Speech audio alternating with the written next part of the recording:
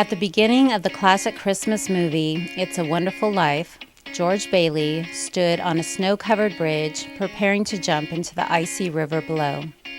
He was going to kill himself after concluding he had made a mess of things and that his life had counted for nothing. Then, at the height of his despair, he was visited by Clarence, an angel who showed him all the lives that he had touched and how different his community would be had he never lived.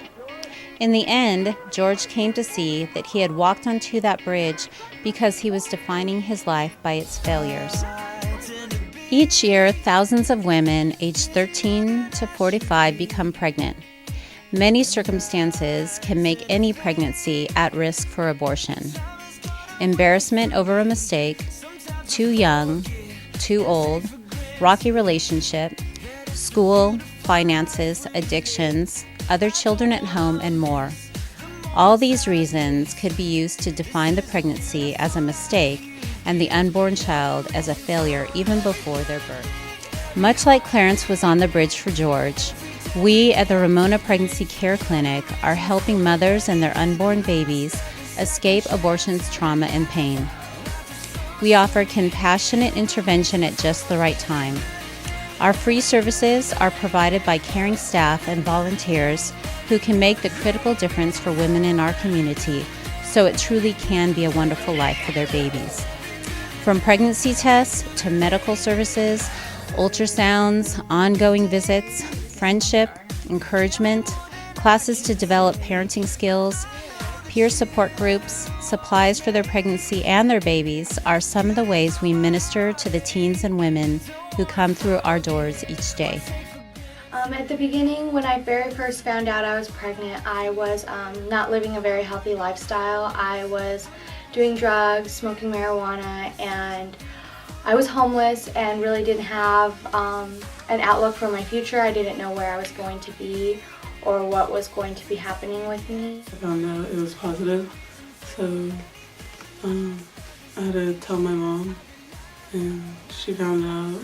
She was upset and she wanted me to have an abortion, but I didn't think I want to. I was living with the father of the baby at the time. I was renting a room from, well, he was renting a room from a friend of ours. Definitely not geared towards baby. I was just living for me, basically, so.